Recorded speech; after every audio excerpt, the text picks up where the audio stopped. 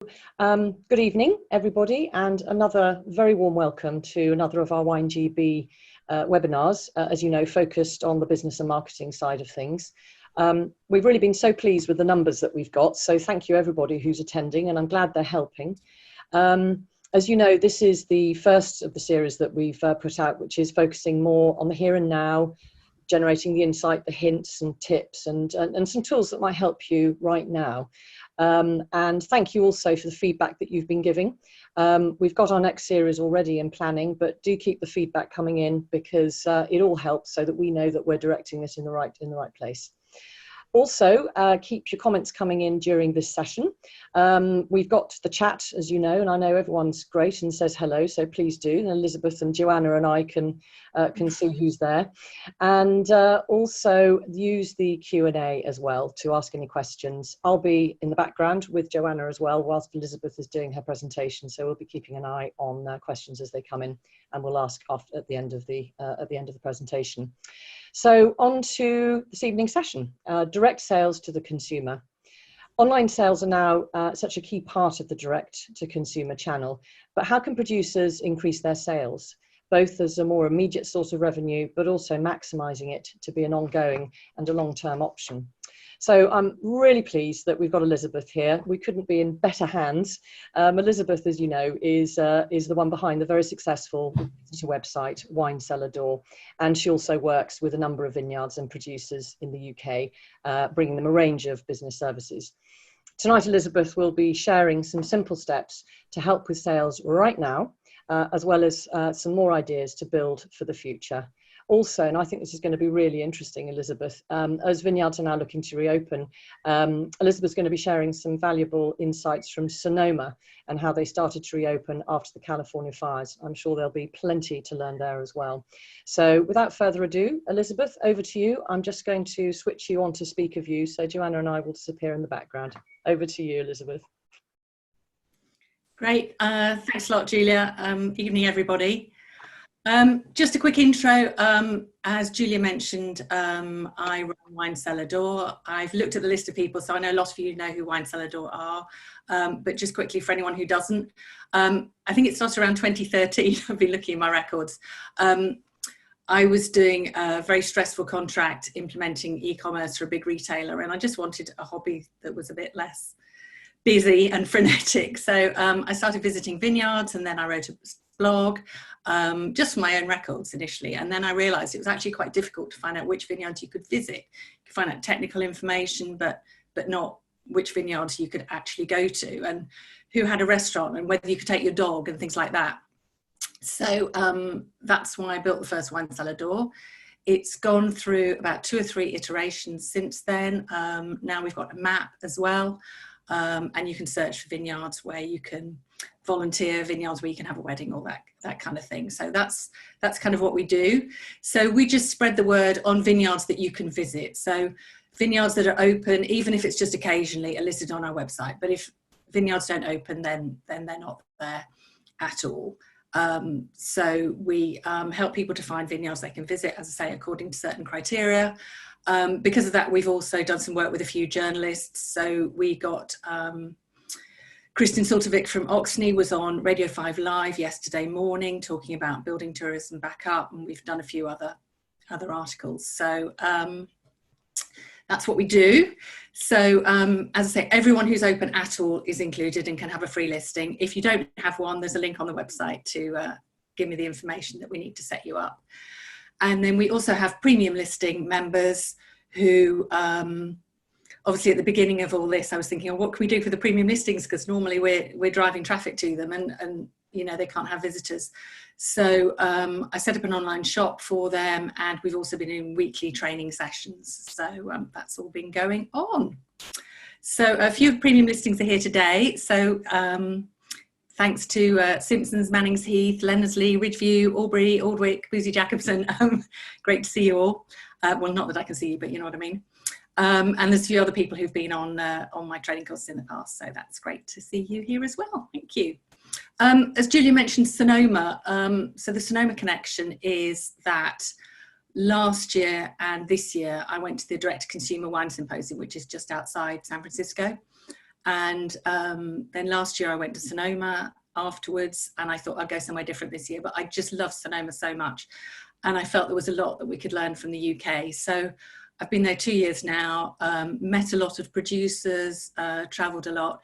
And then this year I thought, it was just the germ of an idea. I wasn't quite sure exactly the detail of it, but every producer I went to see, I made an effort. I talked to them about the fires and how they'd reopened, and came back and wrote this great workshop on how to build your resilience just in case something terrible happens. But sadly I didn't get to deliver it before all this did happen.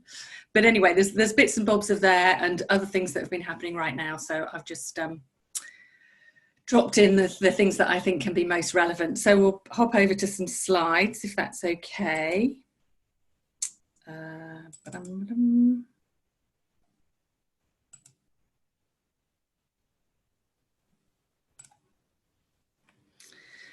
There we go. Hopefully it says I'm screen sharing, so I assume I am. Great. So context for today is we don't really need to think about why direct to consumer now. You know, we weren't all expecting the on and the off trade to just suddenly disappear. So it's even more obvious why we need to sell direct to consumer now than it's ever been. But it's, you know, it's always been an area of the market with more potential profitability. So as I say, we don't need to think about why. In fact, I had a charming email from someone who might be watching that I will reply to, saying someone who came to workshop last year, quite skeptical about it all, and then sent me a lovely email the other day and said, actually, I'll take it all back, we're selling loads online. So that's really delightful. So if we can help more people like that, that's brilliant. So today we're going to focus on steps that you can take right now. So it's not a training course as such. There's plenty of training out there if you want to learn more about social media or all different things, or if you want those topics tailored to the UK wine industry, then, you know, give me a shout and we'll work out what to do. But today we're just aiming for some, anyone who knows me knows I'm always going on about aha moments. So if there's just 3 or 4 things from today, or even 2 or 3 things that you think, oh, I could go and do that, yeah, that would be helpful. That's really what I'm aiming to achieve in this short session. So I would normally talk about e-commerce in the context of wider direct to consumer. We'll be talking about visitors more, about wine clubs and things like that. But because I think probably it's best to just focus on the here and now, right now. That's what I'm gathering people are wanting. So that's what we're going to do. So there we go. So the first thing is, I've just called it website hygiene. So some of you will be thinking, oh no, this is so basic. I know all this. But I recently had a look through all the links that we've got on Wine Cellar Door, and a good third of people did not have an SSL certificate. So that's the first thing that we're just going to mention very briefly. So you see the little padlock in the link, and it says HTTPS rather than HTTP. Now, I'm not going to get technical, don't worry about it. All this is a little thing, a little SSL certificate that you need to buy. So you just talk to your hosting company or your web developer. But the fact that you don't have one may be a sign that your website hasn't been looked at for 2 or 3 years. So it may be indicative of something else. Initially, probably when you built your site, it might have been okay. Initially, it was only mandatory for sites that were taking money. But now Google is really penalizing sites that don't have an SSL certificate. So it's definitely worth exploring that if that's the case. Next thing is Google Analytics. I think most people have Google Analytics on their site. There's a few that don't. So if you don't, that's worth doing something about. I think a lot of producers have it there but never look at it and are a bit scared of it. So my top tip for that is, if you load it all on desktop, it's incredibly informative, but it can be really overwhelming, especially to start with. So the best thing to do is put the app on your phone or on your tablet. So it's just look for Google Analytics in your app store. It's really simple, it's really clear. And what you'll find is, you'll find something that captures your interest. You go, oh really, did that many people visit the site? Oh, where have they come from? And you will begin to have enough interest that you'll bother to look at the desktop, if that makes sense. So that's my little tip for you there. Also, you do need to be able to do the basic edits and updates of your website. So not changing colors, not changing layout in any major kind of way, but adding new products, certainly changing text. It's incredibly frustrating for both sides if you have an agency to do those tiny changes for you, because you're thinking, oh, I've got to pay how much for somebody to do something? And the agency is thinking, I've got to drop everything that I'm doing, do some tiny piece of work, you know, charge very little. And as a consequence, it often gets delayed. So really with that, you know, if you can use Word and other things now, you can learn to edit your website. And again, if you've got really reasonably modern website, then that shouldn't be a difficulty. Also, editing images, that's one thing. I often look at a website and you can actually see a website that's been well built but not well maintained because all the images vary. So just a little bit of image editing is such a skill worth picking up. I use Photoshop Elements. I know that's got quite expensive now, but there are plenty of tools out there that will enable you to crop an image to a standard ratio, and just having your pictures all the same ratio, your bottles all lining up beautifully, other images on the site, it just makes such a difference to making a site look that little bit more professional, which will mean that somebody's more likely to give you some money. You know, there's obviously a hesitancy with handing over money online to brands people don't know. So just those three little things will just help a little bit. If you're not yet selling online, just think about how much budget you've got and how many hours you're prepared to spend, and whether those are hours that you'll find enjoyable or miserable. And once you've worked out those two, that will narrow down your options. Pretty much people are always asking about tools, and I hesitate to recommend tools, but WordPress WooCommerce, which is what we use, Shopify and Squarespace are pretty much the only credible tools for selling online. There are other tools. If anyone's here from Camel Valley, they'll go, yes, we've got Magento, it's wonderful. That's much more of big scale software, which wouldn't be applicable to most producers. So for the vast majority of producers, those three will be your way forward. If you can upgrade your whole website, I've noticed a few people quickly tacking on online shops in Shopify. I'm not sure why the whole site isn't moved into Shopify. I just think that integrated whole is probably a bit better if you can. So that's just something to think about when you get there. Since we're talking WineGB, Issue of Great Press recently came out, and I did an article in there which will have some of these similar thoughts that might be useful, so worth a look. So if you are selling online now, what are some simple steps?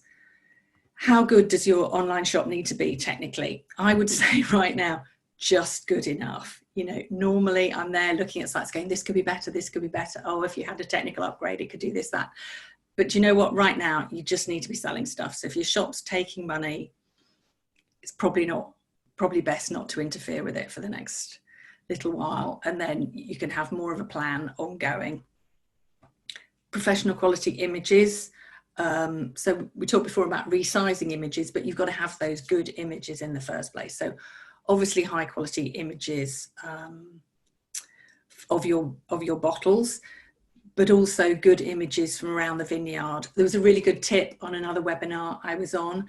Polly Hammond said, use this time to sort out your images so that if you need an image on a particular topic, you can find one quite easily. And she also said, which I thought was really sweet and really good, take a photo every day. You know, you've got lots out there if you're at the vineyard, in the winery, and that sort of reality and sharing is really great. So, and in fact, in the premium listing group next week's tutorial may well be on improving your still photography. Watch this space. Clean and simple checkout. That's something else that is worth looking at. We like Stripe very much, which has come around in the last year or two. I think with Shopify and Squarespace, you've probably got their standard checkout. But yeah, make sure your checkout is clean and simple. That makes a huge difference. Merchandise your store well. Be creative. So one thing about merchandising I always find is that people have got their nice categories with different products in them, but there isn't an overall category. You know, I may not know if an item is in the gift section or in the tours section or whatever. So have an all products section, and help you remember that, you know, because of the price point, it's often a gift, isn't it? English wine is a great thing to give. Oh, wine lover, local vineyard, I'll buy them something. And we're all so familiar with it all the time. But I went on a website the other day to buy a present for my husband, who's into fishing. I know absolutely nothing whatsoever. And I was really struggling with this website. It's like this one's got a hurdy-gurdy something, and this one's got, I had absolutely no idea. And that just really crystallized to me, you know, perhaps people are looking at wine websites thinking like that. So let's try and make things as clear as we can for people. And a gift section is a great way of doing that. But as I say, as well as the overall, I'm always banging on about mixed cases, maybe 2 bottles, 3 bottles, 6 bottles, whatever. But again, these people who are buying gifts, they may have a budget. They don't really know what they're looking for. They just want something that costs about £50, or something that costs about £100, or something that costs about £15. And by putting things together, it just makes their life easier, and anything that makes their life easier is going to make them more likely to buy. So that's what we're after. And yeah, if you have a "you may also like" feature on your website, use it. You know, there's a reason that Amazon tempt you with, oh, people who bought this as well, you know, and those end up in your basket. And the reason they do is because it works. So most of these software tools have the option to do something like that. And if you can merchandise it yourself, use your own logic to say, oh, well, if you buy this, you can perhaps upsell them into something bigger. You can have a bottle stopper that someone might add and give you a little bit extra, you know, without adding to the weight of the parcel. You know, I don't know what, but intersperse your products with each other. I think that's really helpful. Email sign up on every page. This is just so important. Your email list is gold dust, as those of you who are using them a lot at the moment will know. The more you can grow your email list, the better. So there's all sorts of ways of doing that, but just at least make it very easy for people to sign up on your website. One thing that we like to do when we're building a site is we make a very clean page just with email sign up, nothing else on that page at all. And then you can use that on a tablet at events, or you can occasionally post to social media a link to that page and get people to sign up. So just think about all the ways you can grow your email list. And as I say, make it easy. Set up a Facebook pixel.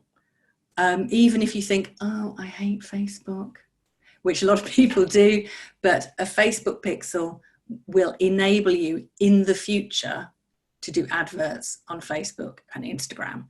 And there are some people doing really, really well with those at the moment. I can show you some examples later. So what a Facebook pixel does is it will track people who visit Instagram or Facebook. You can also load your email lists in there. And remember, it's easy to think, oh, but I'm sending them emails, but you're probably getting, say, a 30% open rate. So actually targeting the people on your email list with a nicely designed Instagram ad may still work. You can also specify audiences as particular pages on your website. So your shop is the obvious one, your homepage is an obvious one, but you know, there may be others depending on what you're doing, who's visiting your blog, I don't know. But those audiences will take time to build up. So it really is just worth popping the pixel on there, even if you don't do anything with it immediately. I had someone help me set up the pixels for Wine Cellar Door, and then we looked at some of the websites and she could tell which had Facebook pixels and which didn't. And she was quite horrified. She said, anyone who's offering weddings and doesn't have a Facebook pixel on their website, it's a crime. So just quoting that from her. So as I say, something you can do, you can set up now, and that will be useful ongoing. As I say, you know, probably nobody's in the frame of mind to change much on their website right now if it's working for them, and I totally appreciate that. But just take the time to note down anything that you can't do, features you've seen on other sites and think that's great. That'll help you to plan. Just thought of something else that isn't on that slide, which I'm just going to say now. The single biggest barrier to sale with wine is often the delivery costs. You know, understandably, I know it costs you a lot to ship. So do try and make sure you have your delivery information on the product page, even if it's like hidden behind an accordion or something. Don't make people go off to another page, because you know what happens. Oh, time for a cup of tea, completely forgotten about it, and then they've gone and bought something else, or not bought from you at any rate. So yeah, and don't worry, and just put a little note at the bottom, don't worry that you're getting it wrong if it takes a lot of time. It does take a lot of time to manage a website, I'm afraid. There's a lot of work to do. So yeah, it needs looking after, like your vineyard needs looking after. So here is my famous Jenga tower, which sorry, some of you will have seen before, but I do love my Jenga tower. So at the bottom, you've got the website, and this is how I look at things. You've got your website at the bottom, but then on top of that, you've got your email marketing, your paid traffic, you know, affiliate marketing, possibly segmentation, CRM. Maybe you've got accommodation, you've got your accommodation booking, your tour bookings, your social media. All of those, the point of all of those is to drive traffic to your website. So if the website isn't stable at the bottom, it won't cope with all of those other things being piled up on top of it. So that's just a way of thinking. So social media, you're not going to sell on social media. You are going to keep people's engagement and interest up, and then hopefully at some point you'll get them over to your website to buy. So I just find that's a helpful way of thinking. So the 3 steps that were in the original presentation on how to make your business resilient should something happen. Know and grow your tribe, extend your offering, and just make information clear. So they're 3 simple steps. It's certainly not rocket science. Just hopefully make it in 3 simple steps just makes it easier to remember. So is this your tribe? So it's quite funny. This always makes me smile, this one. This is Sophie James Wine. And at the conference, 2 people pointed this out to me. One said, there's this really atrocious Instagram feed. You've got to look at Sophie James Wine. It's terrible. And then another session I was in, somebody said, great example, fabulous Instagram feed. It's Sophie James Wine. And that just really brings it home that your tribe is your tribe. So, you know, look at some other Instagram feeds, you know, look at your own. In fact, it's quite easy to just look at the feed and not go back and look at your grid and see how coherent a whole it makes. Do you want it to make a coherent whole? Do you want it all to be spontaneous? Do you want some of it to be scheduled? And it will depend on your audience. Your tribe is your tribe, nobody else's. But it's just worth thinking about. This is an interesting one. Chateau Diana is one of my favourite wineries in Sonoma. I love it. Not that I've ever had a slushy, but you can see that Instagram feed is really targeted at a younger audience, and they're extremely successful in bringing a younger audience in there. But when you go there, I expected, so the first time I went, I was saying to people, who does a great job for millennials? You know, because there was all that talk about millennials not drinking wine. So I was asking everybody, who does a great job for millennials? A few people said Chateau Diana. So I expected to go there on a earnest research trip, but not particularly to enjoy it. But in fact, I did. I felt very welcome, and it's absolutely great. But the Instagram feed is clearly directed just at the younger part of their audience. And this is somewhere else. This is somewhere else I could talk about for hours, but I won't. This is Donham Estate, which is fabulous producer that I went to see. Interestingly enough, when I did a version of this presentation for the final year students at Plumpton, I thought they would like the more curated style of Sophie James and Chateau Diana. but they said they felt a bit sort of overproduced and unnatural, and they really liked this one more. So as I say, it's all up to you, but a balance of schedule feed and keeping something about the look and feel the same, but adding in some spontaneity.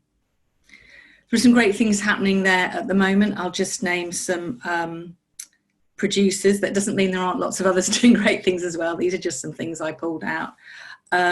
Furley had an offer of bottle of Bacchus and 2 things of asparagus. So for £20, I think. So not a huge amount of margin in there, but cooperation with another brand, spreading the word about their product. And also it makes a great gift. So they're introducing Furley to some people who won't have heard of them before. I've got a friend that I buy asparagus for every year. It's just a bit of a thing. Couldn't see her this year. So I did that package. And they've done that over several weeks, which is quite interesting. So it's obviously working for them. They varied it one week and then went back to the original formula. And then they posted this picture of these asparagus mousse, which are clearly not professional. I'm not being horrid. I couldn't do anything any better. But do you see what I mean? They're very natural. And the person that shared that image with them will be delighted to see that. So just this whole story around it is Furley being interesting, being engaging. They're sharing the story of what's going on. So I thought that was rather nice. Winbury are doing amazing stuff. Now, we did build their website, but it was a long time ago. Lee has totally taken it on himself and is doing some fantastic things. He does have a big mailing list. So he's got thousands of people on his mailing list. I'm allowed to say that. He's doing some great posts, so definitely worth a follow. He's doing some posts that really hit the mood. He won a Decanter Platinum 3 years ago and exploited it to an incredible degree. But it's super. So there's a picture of his daughter because it's the 3rd anniversary of when they won that award. Super post, just sort of capturing the mood right now.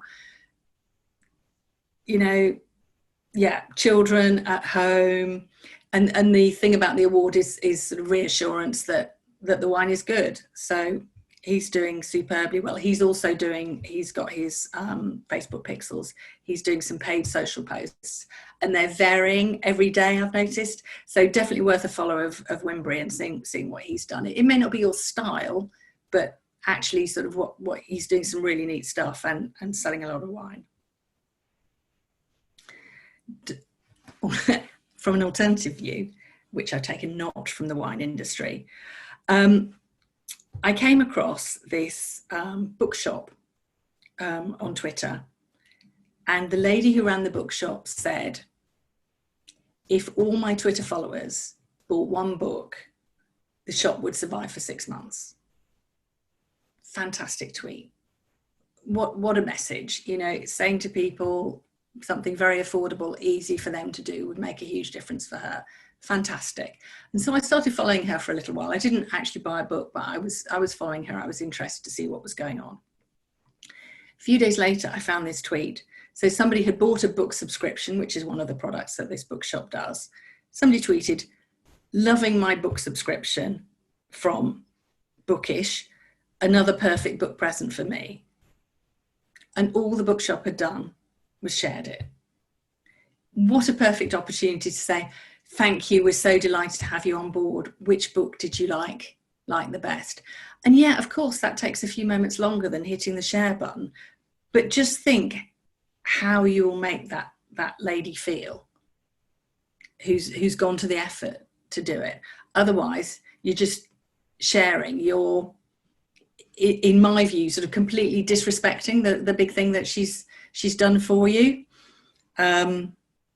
So I say, don't be like that. Here's another great one.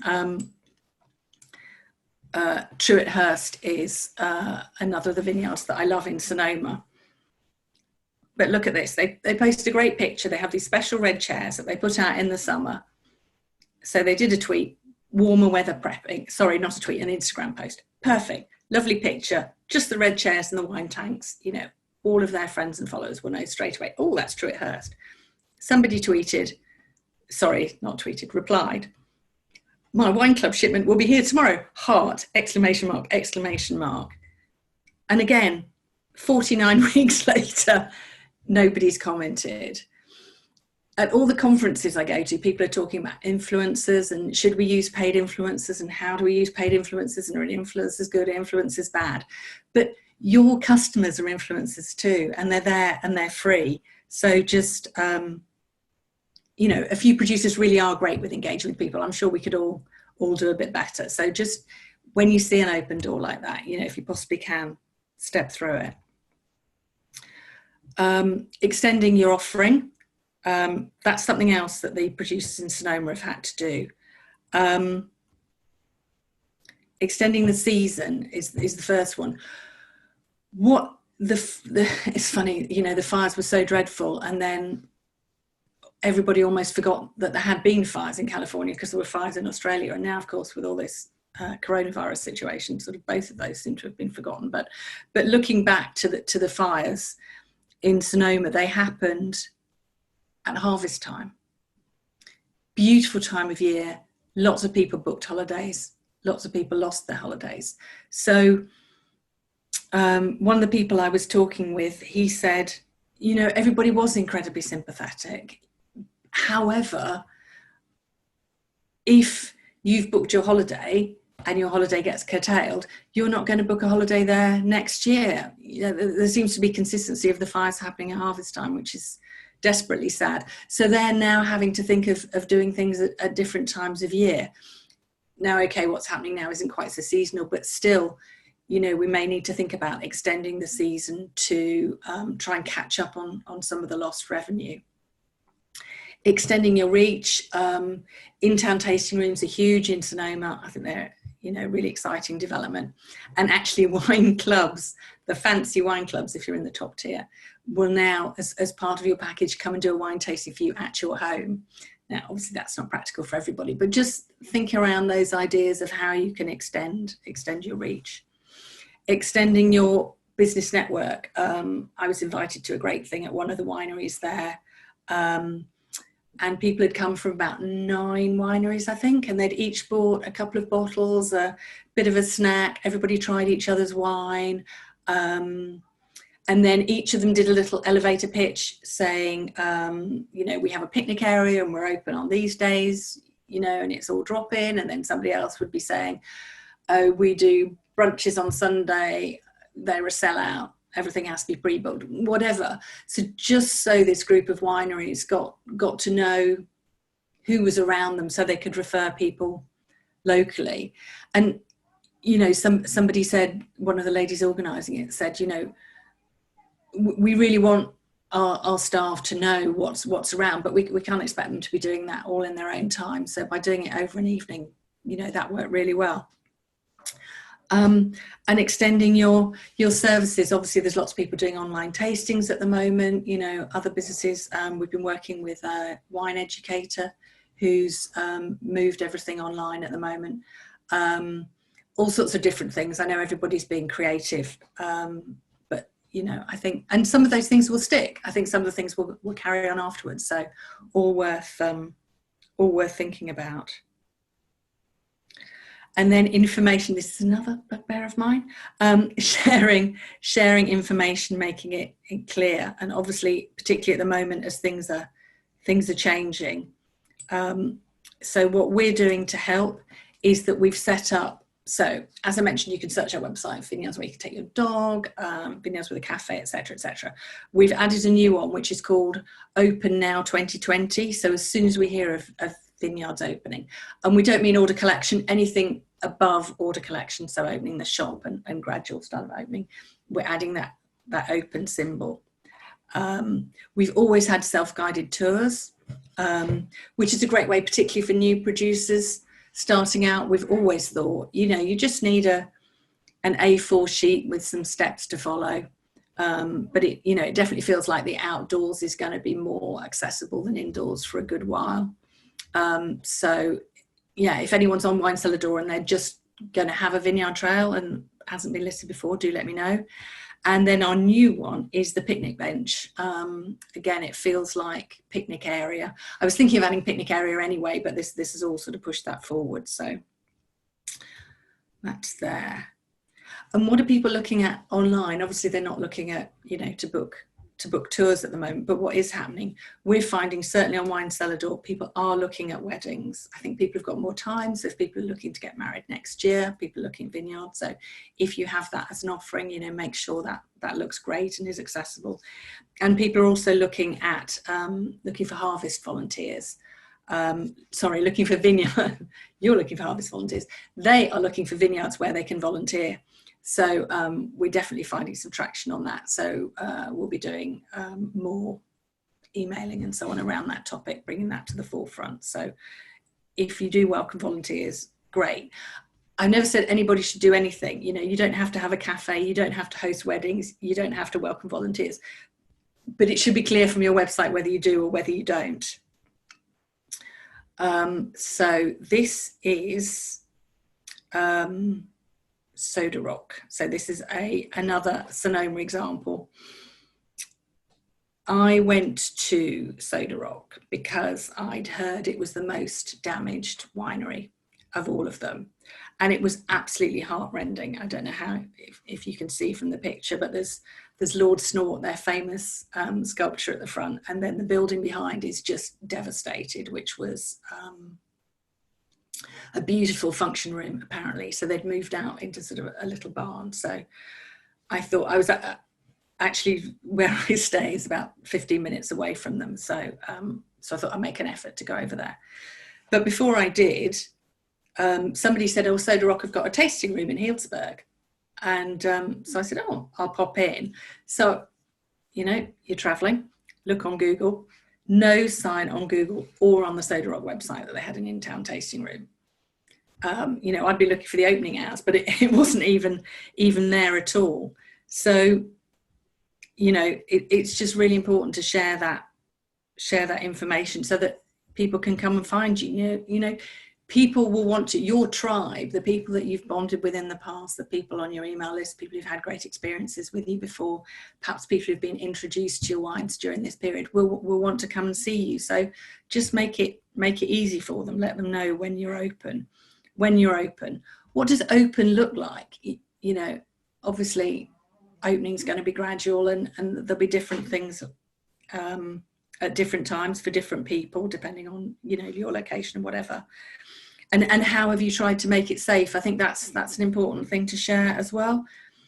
I looked on one producer's website the other day in the UK, and tours still looked there for sale, accommodation still looked open.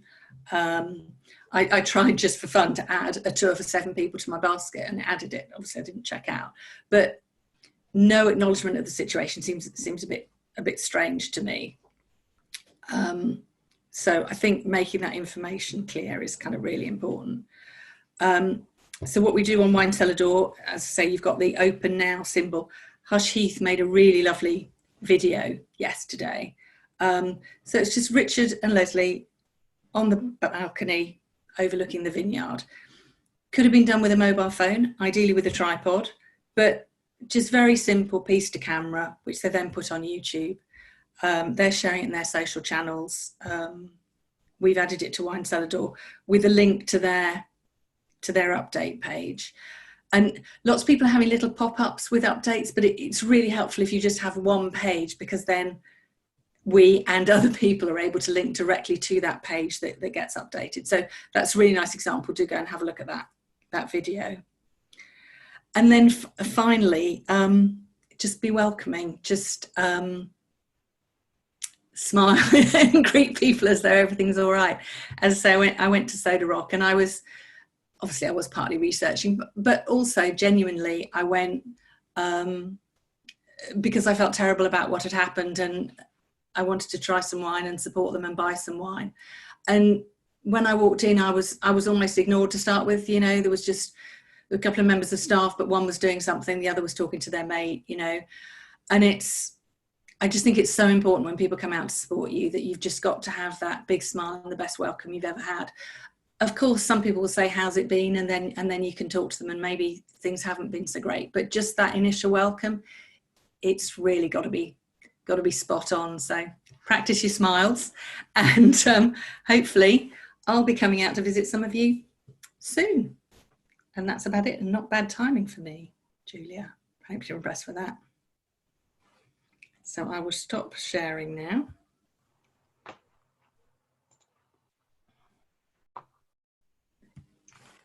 Elizabeth, that was absolutely fantastic. I've been sort of sitting there just hanging on every word. So thank you very much for all of that. You know, I'm sure some questions are going to sort of start coming in. There are several that have sort of come to my mind.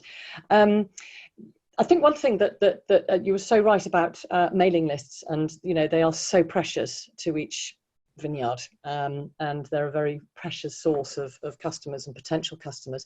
Have you got any ideas and tips of how to sort of really curate that mailing list? You know, what can you do with it? Winbury obviously has done some amazing things, and I know, you know, we all know of several vineyards that really make use of those mailing lists. But any kind of ideas as to how you can best use that very valuable group of people? The first thing obviously is to get a decent sized mailing list. Once you've got it, certainly I think the more that you can target it, you know, people who've bought recently, people who've bought at Christmas, maybe you can tell who's buying gifts, who's spent a lot of money with you. So segmenting that list down, I think is the next step really to making more of it.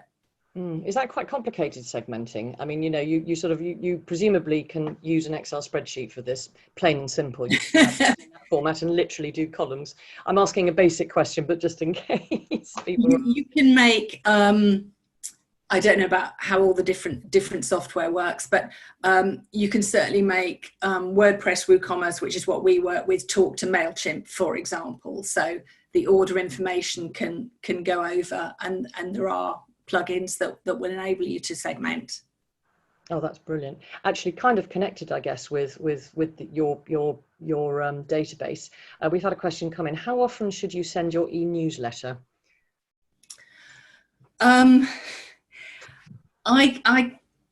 If I've got to pick something, I would say monthly.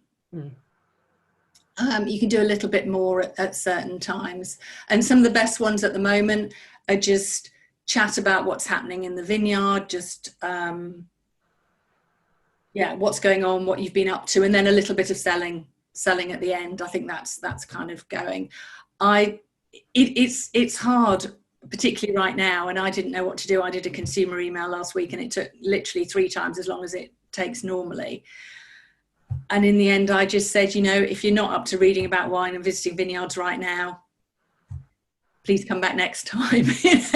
And I had no unsubscribes from that email. So it is hard at the moment to get the tone right. But yeah, sort of once a month sort of feels about right to me as an average. Yeah, you don't want overkill, do you? But at the same time, you want to keep that sort of regular connection, particularly almost at the moment, because I think everyone is, you know, I speak for many people, you're getting bombarded by people with whom you've bought anything from wherever, haven't you? So it's keeping that tone right as well. You're absolutely right. Elizabeth, you also, you mentioned about paid social posts. I think some people perhaps are a little bit nervous about, you know, the investment in it. Actually, over a period of time and everything, it can add up. Have you got any sort of other thoughts on that, and perhaps how people can maybe start to embark on that? I am told at the moment, as I say, I've just set up Facebook Pixel for myself, and a few of the brands we're working with have done the same.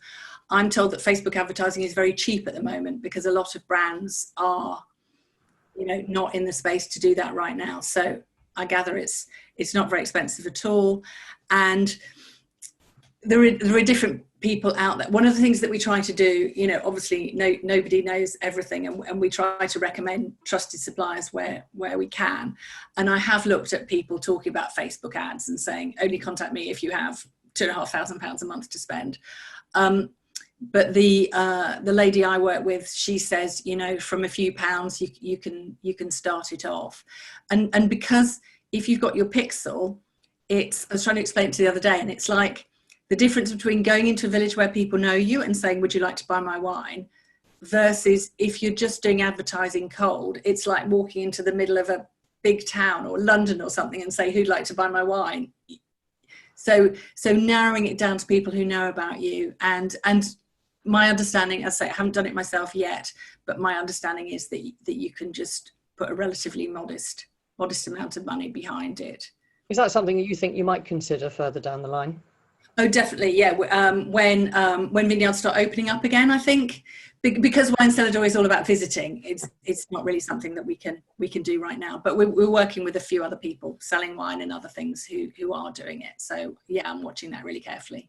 Oh, brilliant. Well, maybe that's something we can sort of bring into another session. Actually, we're doing another session on social media, and we've certainly seen an awful lot of interest on how to best use and maximise, social media. It's a big world out there, isn't it?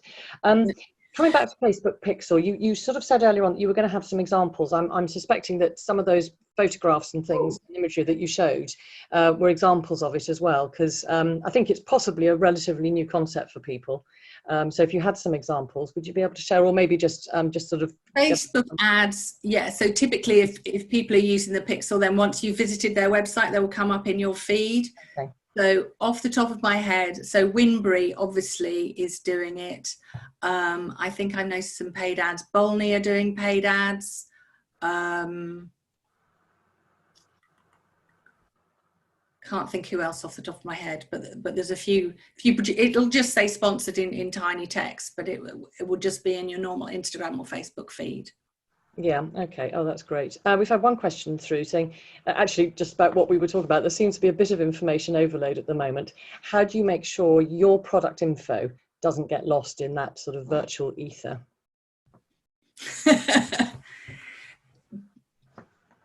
By talking to your tribe, by growing your tribe and talking to your tribe. The people who come and visit you are going to be the ones who care about you. So when you send your emails, somehow find a way to make people care about you and how you're doing, because they're going to be the ones who are going to go out of their way and talk to you. There's loads of workshops where everyone's talked about price before, and everybody wants to avoid price discounting. So I think it has to be that personal engagement, as I say, that caring, people who've been to visit you.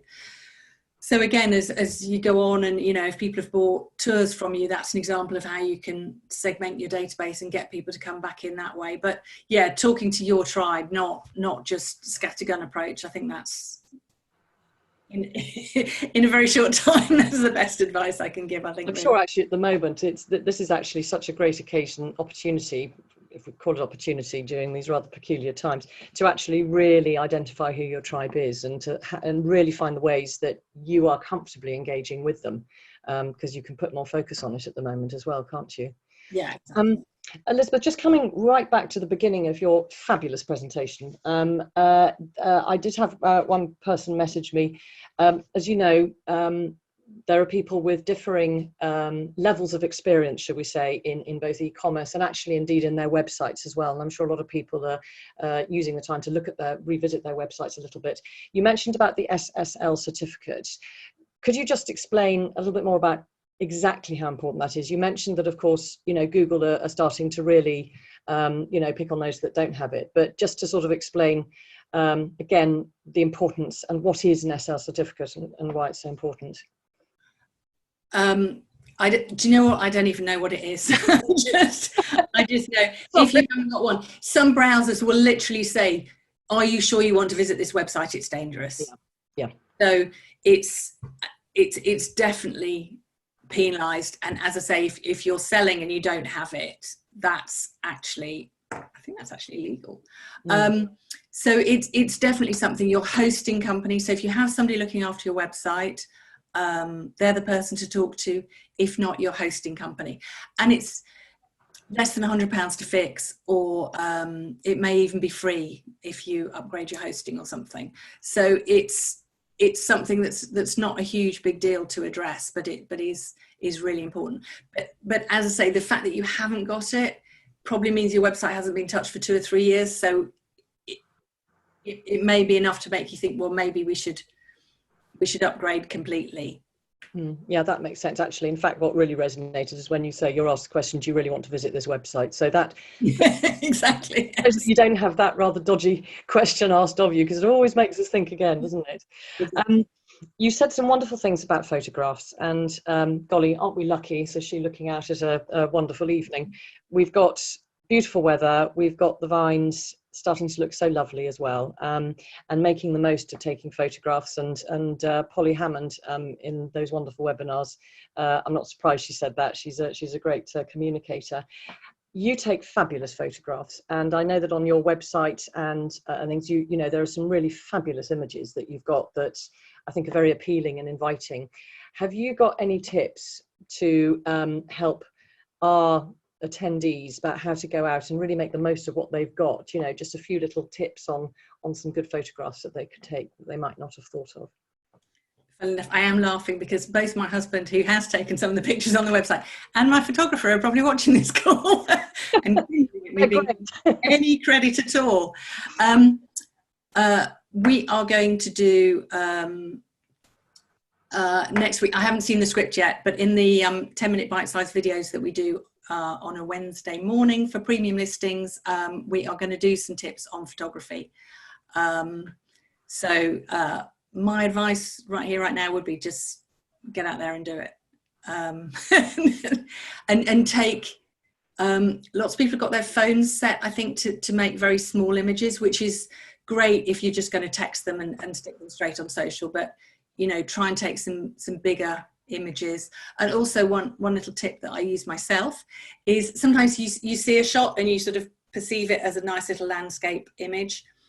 And then later on, you want to use it either as a banner on your website or square on Instagram, and it doesn't work. So take a nice shot, take the shot you like, but then take a couple of steps back and take the same shot. That would be my tip. And we'll be sharing some expert tips in the future.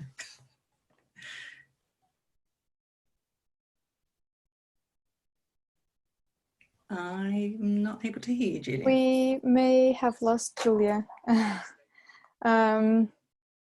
But we do have more questions. So one is about, there seems to be a bit of information overload at the moment. So what would be your advice on how to make sure your product information does not get lost within all those? Sorry? That's just been done. Hello, I'm back again. Sorry, everybody. Isn't IT a fantastic thing? We were getting so close to the end. I was thinking, brilliant. Why am I working fantastic? Okay, I missed the last bit about the photo taking, but the long and short of it is, is your 10-minute thing about good photography just to your special? The special people, yeah, I'm afraid. I was going to say your special people. My special people. It's very inexpensive to join at the moment. And by the way, thank you very much for mentioning the Great Press and your article as well, which I did a quick search because it is a 144-page document or something, but it's on page 104 for those of you that have already downloaded it. If you haven't downloaded it, please do so, and you will find Elizabeth's article on page 104. So that's good. What was the other question that I had? Yes, you mentioned clean and simple checkout. Again, I know a lot of people have really identified what the best program is for that. But can you recommend some? If people are just starting to just setting up now and actually saying, okay, right, I'm actually going to go online now. I've noticed that a number of websites don't actually have a kind of online checkout so much as, it's send us an email, we'll process the order, rather than something through like that, but maybe this is actually encouraging people to take that next step and to set up an online checkout. Are there any simple steps, as you say, clean and simple, but some simple steps and measures that they need to be fully aware of before they embark on that? And also, what's the best program to go for? I believe, as I say, I'm not so au fait. I think if you're using Shopify or Squarespace, then it just comes with the checkout that it comes with. If you're on WordPress, which is what we use, and you haven't updated your checkout in the last couple of years. We use Stripe, which was actually built by developers, so it's really robust. It's really easy to use. Checkout on the same page. It's lovely. Just sticking a buy now button on a static website, I don't think I would advise that. It can be a bit tricky, can't it? Oh, here we go. Something's popped up saying, "Hi Elizabeth, thanks for the presentation. Shall I email you to join the premium listing?" There you go. Oh, lovely, definitely.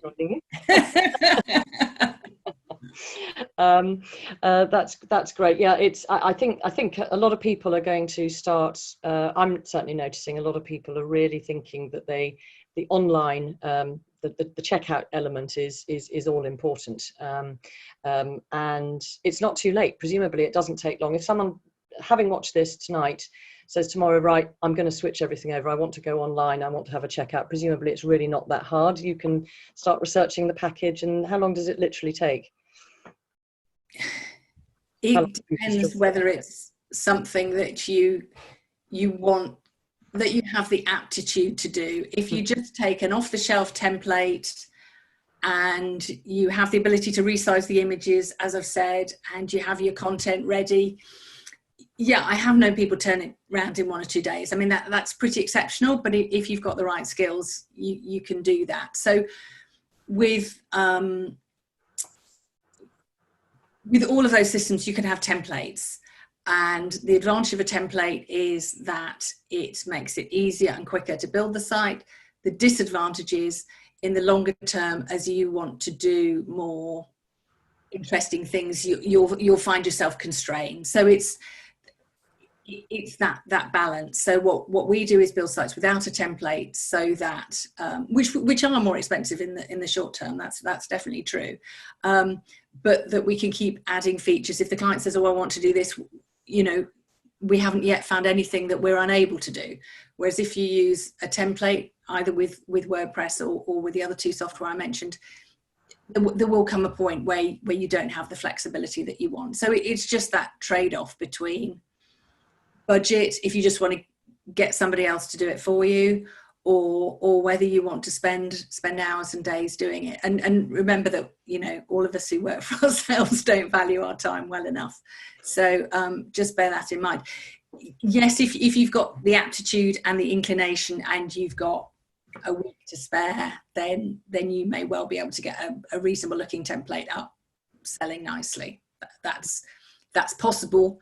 But as I say, you'd have to have good image edit skills and just, being comfortable with that kind of thing. So, that's certainly not an option open to everybody, but it's the best case scenario. As a starter for 10, and then bring in some experts, when it's time to tidy it up. As you rightly said, there's now, but actually in a little while, when also, when things have perhaps settled a little bit after this rather curious time, then you can spend a bit more time on developing the website. But it doesn't mean to say that you can't do anything at the moment, because I'm sure a lot of people will want to do a lot at the moment. Yeah, absolutely. And we're focused on taking everybody up to the next level. Whether they're at the beginning and they need to go up to a little step, or whether they're near the top and they want something really advanced, it's from wherever you're from. I think there's no point in saying everybody needs to be at this level if people are starting at the bottom. So no, I'm a great believer in taking people up 1 or 2 steps from where they are. And actually, as you said yourself, you can learn so much from what other people do, be it social media posts, and the way they do it and the way they talk, but actually also look at other people's websites. I'm sure one can learn not just from the industry itself, but actually from the broader wine industry. You brought in California, and certainly they are, there are so many fabulous websites out there, and Oregon, we've noticed a lot of great things going on out there too, and all sorts of other wine regions. You can learn so much, can't you? And you don't have to be a huge all singing, all dancing winery to do something. You can pick up all sorts of hints and tips. Absolutely. And not just wine, look at other brands as well. Yeah, exactly. Gosh, the hour seems to go really very quickly. living on your every word, so I'm very glad we're recording this. I did have a question about that. Yes, this is being recorded, and we will get it edited and sorted and up on the website and on the YouTube channel as well. So you can all go back, because I didn't really have time to make too many notes myself, but I will. And I know one or two other people have come in saying, I'm so busy listening to what Elizabeth is saying, I can't really think of a question at the moment. One last question just come in. Any discount code for the sorry, this is about the Wine Cellar Door membership. I think I'll leave her to contact you direct. So actually, what is the best way of contacting you, Elizabeth? There's my email address is on the contact page of Wine Cellar Door, or any social media that we're on. Or the 3 bottles, or is it best? Well, I probably. Yeah, sorry, I didn't really explain that, did I? I meant to say that. Just very quickly, the 3 bottles is going to be our business to business brand, because Wine Cellar Door is just for communicating to potential vineyard visitors. So we're just going to move the producer services over to the 3 bottles, but there isn't a website in any great extent yet. So yeah, contact us page on Wine Cellar Door is probably the easiest, or any DM me on any social media channels.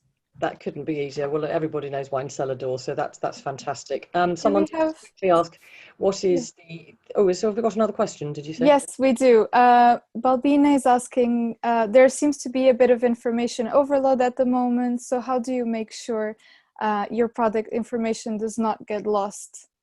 I think that was the one we asked earlier, wasn't it? I think we covered that one actually. So it'll be somewhere like 15 minutes into the recording, hopefully, if memory serves me right. Thanks, Joanna. It's great, because a lot of stuff is coming through on chat from time to time. Yes. So we're picking up 1 or 2 on the phone as well. I mentioned the Great Press and page 104 on the Great Press.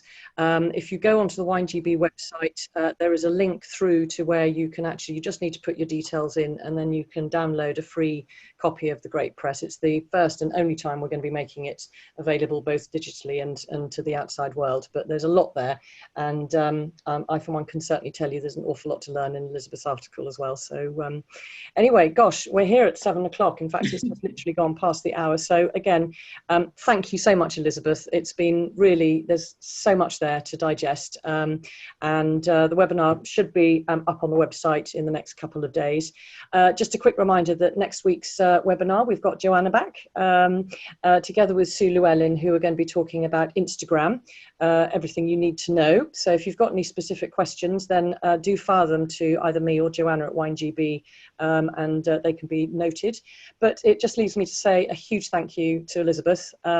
Sorry I suddenly disappeared off, but you were there, and you didn't stop, and it was fabulous. So very many thanks. A good evening to everybody, and hopefully we'll see you again in a future webinar. Bye for now. Okay. Thanks. Bye-bye. Bye. Thanks, Elizabeth. You're welcome.